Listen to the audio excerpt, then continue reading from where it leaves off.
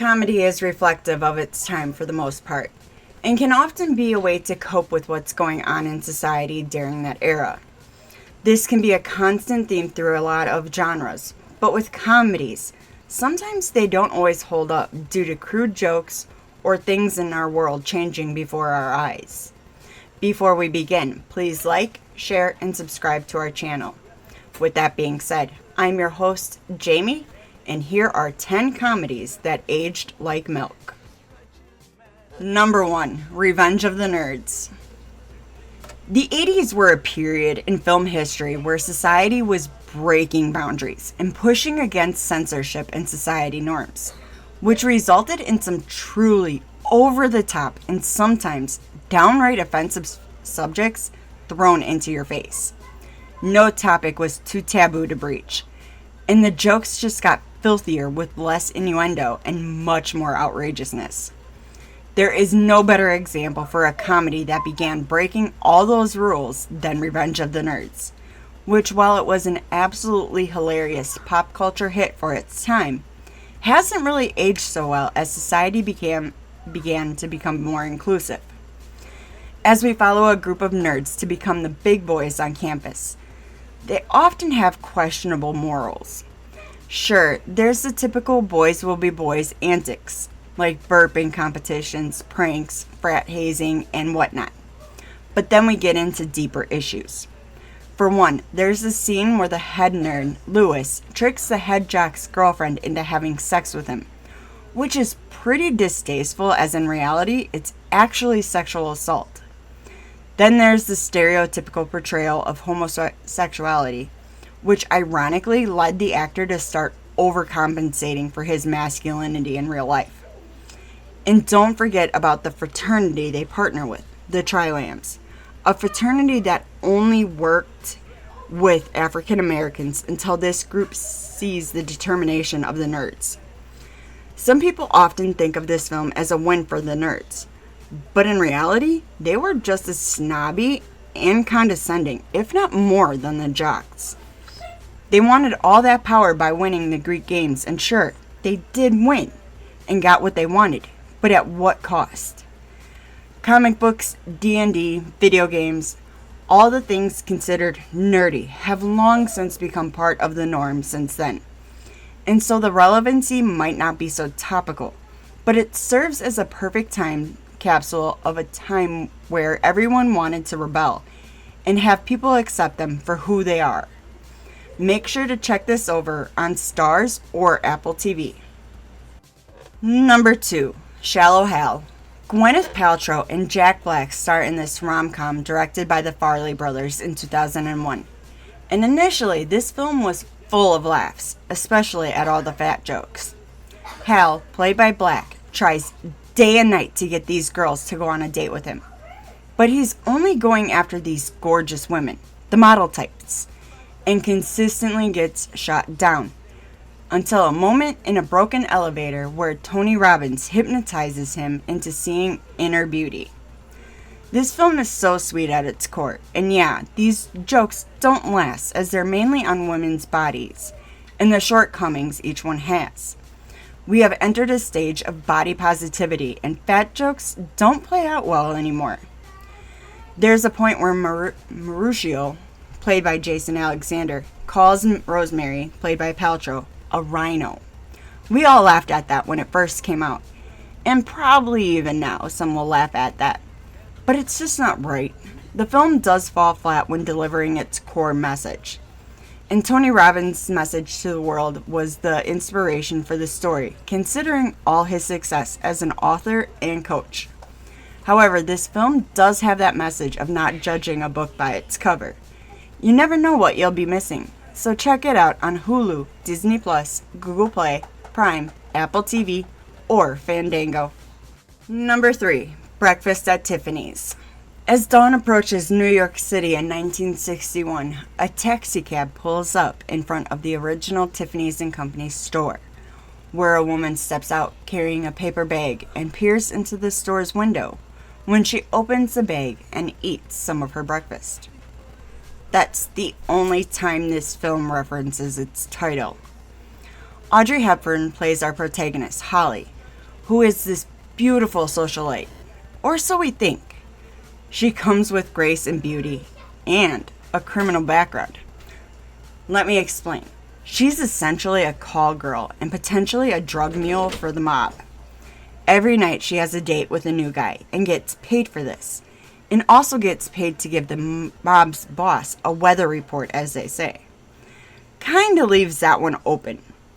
Either way, she's searching to marry, not for love though, but for money. At least until she realizes Paul, her neighbor, loves her. Some of this is funny as the two are running around New York with animal masks on, going up to people and barking or whatever at them. But then there's the stuff that didn't age well, such as all the jokes geared towards women. At this point in time, women couldn't even have a credit card and were looked at to just be housewives, if you will. And Audrey Hepburn plays that rebellious woman who doesn't really want to settle, and if she does, it has to be the good life. I absolutely love this film, and say what you will about the bigger issues that may come around in it, it's still a classic. It was nominated for many awards, and winning some as well, such as Best Song, Moon River. If you ever find yourself needing something a little different, check this out on MGM Plus, Sling, Roku, Philo, or Apple TV. Number 4, 16 Candles. In 1984, John Hughes made his directorial debut with this coming-of-age film that had a lot of good things in it. And yet, some things that just don't age well. Molly Ringwald stars as Sam. And girls, her family missed her sweet 16 birthday all because of Sam's older, selfish, ditzy sister is getting married the next day. It's also the first day back to school, and she has to fight off the geeky guy who wants to be with her. However, Sam has a crush on a senior at her school named Jake, the popular guy. But he's in a relationship with the popular girl. Well, he notices her, she obviously notices him, and there's just a lot of miscommunication, even if no words are spoken. So here's the downfall of the film. We have the racial stereotypes, mainly for Asians with a foreign exchange student. He offers nothing to this story other than a comedic stand-in, which really hit some nerves as the film aged. The actor even says it's just a parody of exchange students and their host families, so nothing should be taken to heart.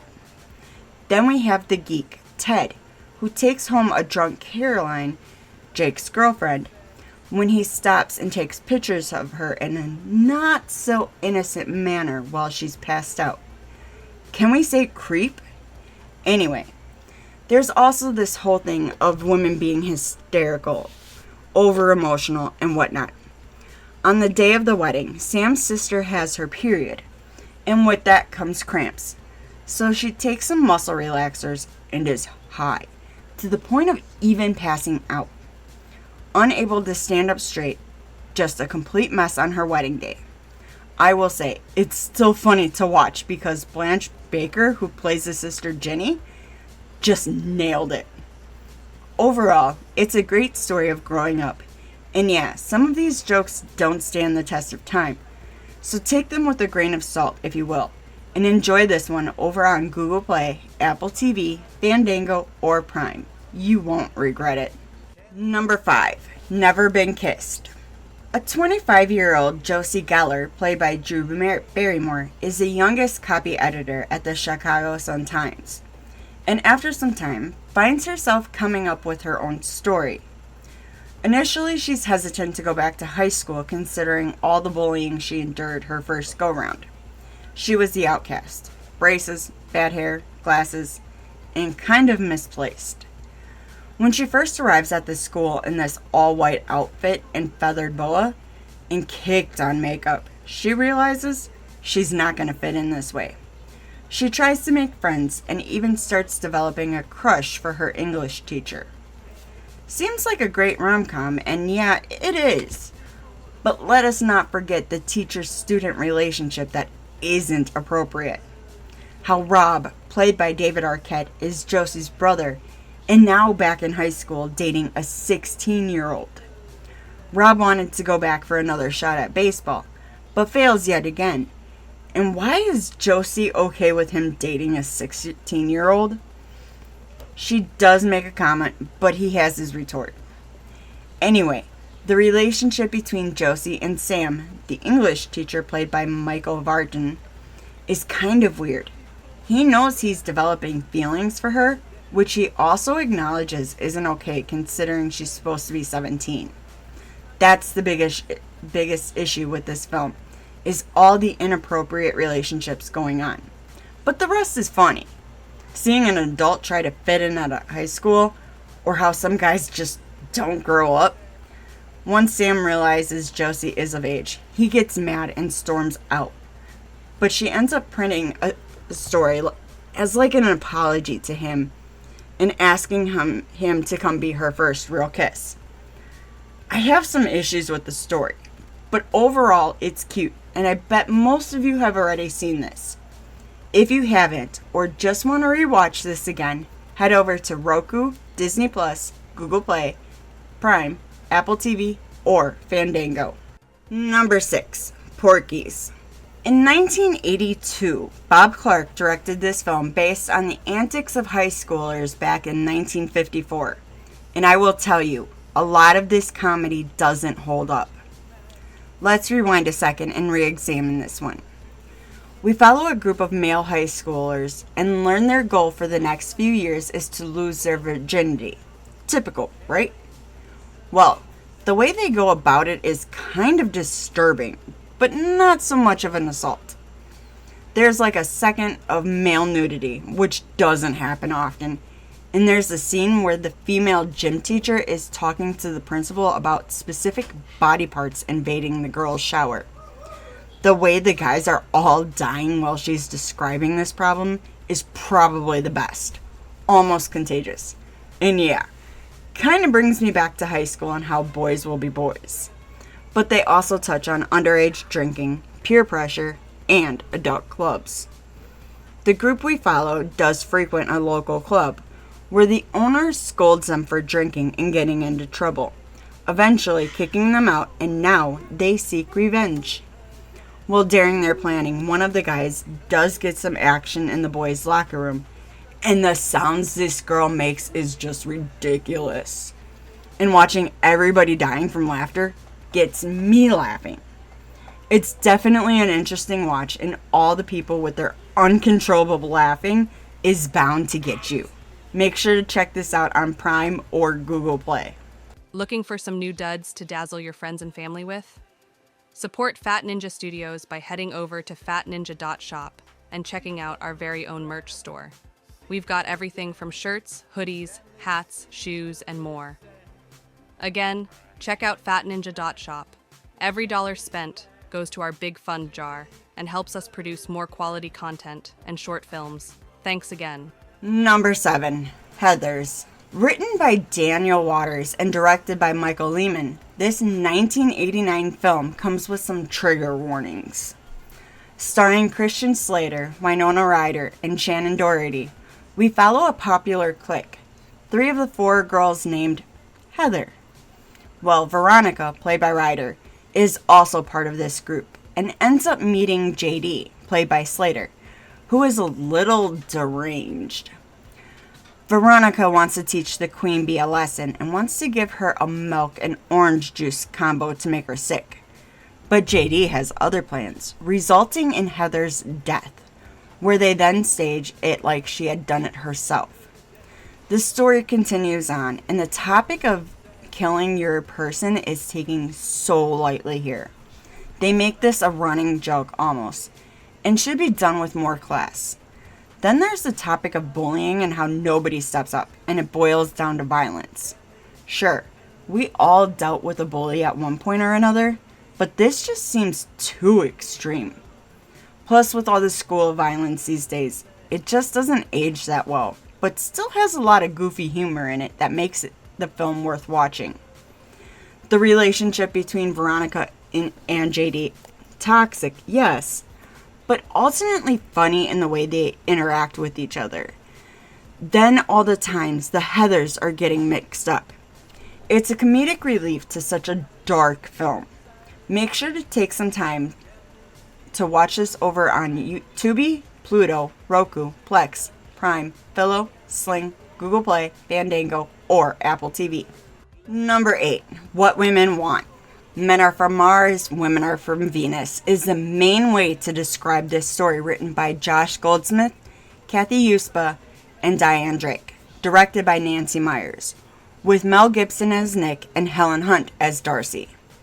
Nick is a typical man's man who thinks he's a charmer and everybody loves him, only to have the weirdest accident one night where he gets electrified by a blow dryer in a bathtub. Trust me, this scene is hilarious. But he wakes up and notices he can hear what women are thinking, and he learns quickly they don't like him. After a while, Nick does have some redeeming qualities. One of them is being there for his daughter when she's humiliated at the prom by her older asshole boyfriend. And no, it doesn't take away from all the years he wasn't present, or even when he comes clean to Darcy about trying to steal her job. Again, doesn't take away from all his previous actions, but does get him some points. One thing that doesn't age well with this film is all the misogyny that goes on, especially in the workforce. Women were often looked over or were labeled as difficult if they showed any kind of gutso. And some of the jokes are outdated, but overall it's still a good movie, so check it out for yourself over on Pluto, Google Play, Apple TV, Fandango, or Prime. Number 9. Mallrats. Jay and Silent Bob films always hold a place in my heart. There's really not much to them on a deeper level. Sure, we hit on consumerism, sexual assault, and things like that. But these are the kind of movies you take at face value. Written and directed by Kevin Smith in 1995, starring Jason Mewes, Kevin Smith, Jason Lee, Shannon Doherty, and Ben Affleck. Two friends are dumped that morning for essentially being unambitious. So they go to the mall and there are plenty of antics, a game show going on, and the guys trying to mend their broken heart and win the girls back. There's tons of slapstick comedy, which really is my favorite, crude 90s jokes, and just a lot of fun. It's highly underrated, and yeah, it's now a cult classic, but it does deserve a watch over on Google Play, Apple TV, Fandango, or Prime. Trust me, it's a good way to turn off your brain and enjoy some stupid comedy. Number 10. Malibu's Most Wanted. In 2003, we got this comedy written by and starring Jamie Kennedy, with Taye Diggs, Anthony Anderson, Regina Hall, and Snoop Dogg. We were first introduced to Kennedy's character, B-Rad, on his show, The Jamie Kennedy Experiment. Let's be honest, we all know this is a spoof of Eminem's character in 8 Mile, B-Rabbit. We have to talk about this one. We're going to follow B-Rad as he is kidnapped by 2 African American actors paid for by his dad, who's a governor running for the Senate. His dad hopes that the 2 will scare B-Rad into acting right, but this kind of backfires on him. So he gets kidnapped and taken to South Central, where he meets the cousin of one of the actors. B-Rad continues on with the rapper dreams and acts like a gangsta, but really gets himself into trouble. This whole film is stereotypical, and if it were released today, it wouldn't fly. But let's not forget the Offspring song in 1998, Pretty Fly for a White Guy, which can really play with this film. There's a lot of jokes that can be seen as making fun of one culture versus another, which, yeah, does not age well. It's cute though when the dad finally realizes he just needs to accept his kid, even though he's in his 20s. It comes together so well and really does reflect the early 2000s. So make sure to take some time and check this out on Google Play, Prime, Apple TV, or Fandango. It's worth all the laughs. Thanks for checking out the video. Did we leave any films off the list? Let us know in the comments. If you enjoyed the video, please like, share, and subscribe. Don't forget to tap that bell icon to stay up to date with our latest releases. You can reach out to us on Twitter or X at Studios Fat, or chat with us on Discord, linked below. If you're really enjoying our content and want to help support us, click that join button for exclusive content, rewards, and perks. Make sure to check out our very own merch store located at fatninja.shop. All proceeds go towards our next film project, so we'd greatly appreciate it. I've been your host, Jamie. Thanks again. See you in the next one.